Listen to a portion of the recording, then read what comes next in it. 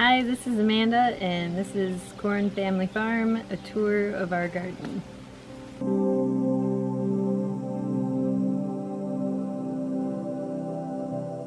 We grow fruits, vegetables, and nuts, and we also have lots of flowers.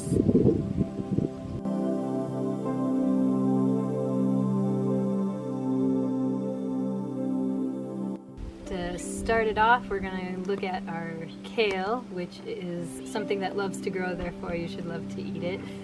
That's what I tell my kids. This one here is a red Russian kale. It's really hardy and loves to grow. This one is lacinato kale. I like this one as far as flavor and like texture the best, but it doesn't want to grow quite as strong as the other two.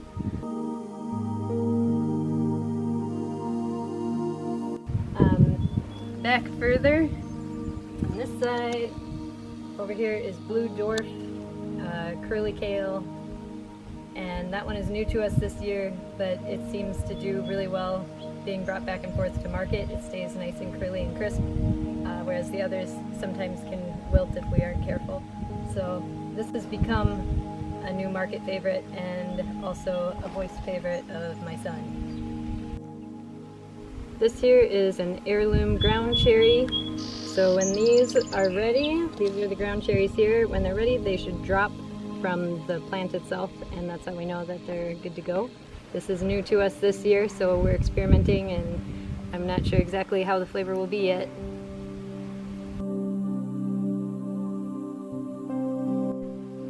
This here is our mint patch. We have it inside of a tractor tire to try to keep it contained, because mint is one that likes to jump and spread.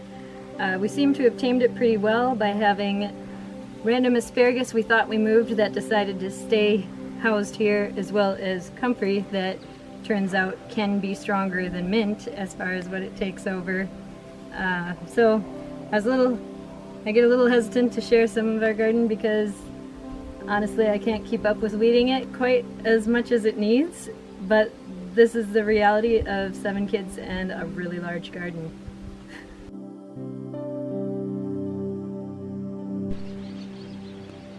So in this part of the garden we grow grapes, and we have table grapes that are both with seeds and without seeds, and also a rose bush near here that all of it vines along the same trellis. So the roses are done for the season, but they'll soon be having the rose hips available in the fall, and we'll collect those and use them for tea and a source of vitamin C. So on our farm we have 3 different areas where we're growing raspberries. Over here is one patch that tends to ripen on the earlier part of the season, and they're now coming to a close. On the north side, those come a little bit later, and then we added another strip away from the fenced-in garden that is just getting started, and we'll see when those guys start to come and finish because we got those from a friend.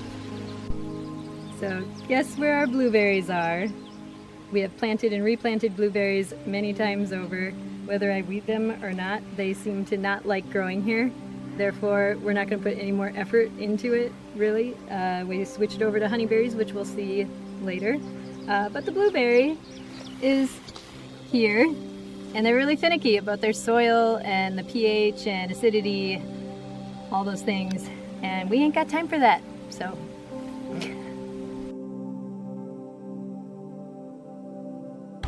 So this here is our mess of herbs. We call it the herbal leaf because when it's clean and tidy, likely at the beginning of the season in the spring, you can actually see the differentiated paths and all the things.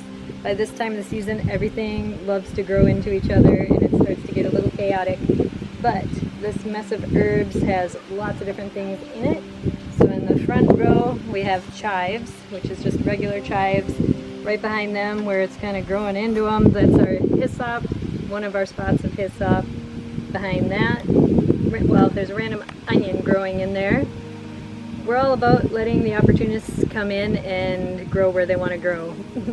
And then next to that in the back there is sage, and further back is the sea kale, catnip, lage, which is early in the season is when it's at its prime, so it's looking rough now.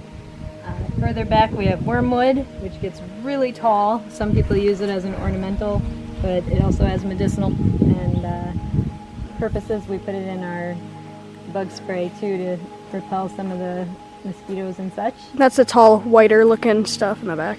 Yep. Behind that we have asparagus interplanted with strawberries. And those flowery looking things are an allium in the onion family. Phlox are kind of about to be done there, which are the flowers that are hot pink. And we put those on salads and different things. The flowers are edible. Further over is just a patch I attempted to replant twice and then gave up, and the weeds are just living there now. So here we have, initially it was hyssop growing here, and then I have St. John's wort, which I had initiated in another spot, thought it died, was really bummed about that because it takes 2 years to get to this point, and then realized, oh, it actually has just kind of jumped all over in the herbal leaf here.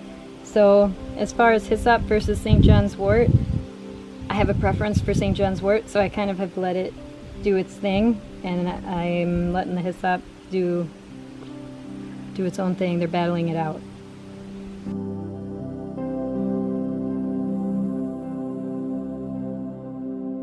Right over here in this section we have chives, and both regular and garlic chives.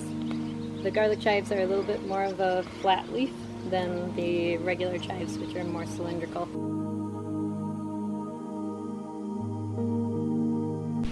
So this is our oregano patch, and we have a couple different kinds of oregano in here.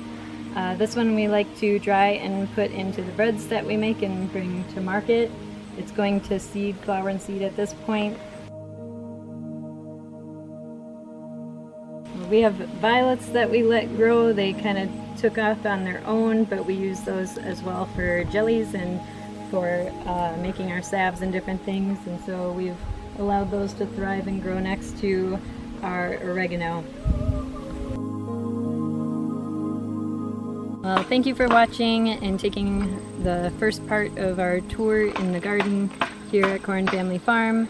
To continue watching the next part of the series, click here.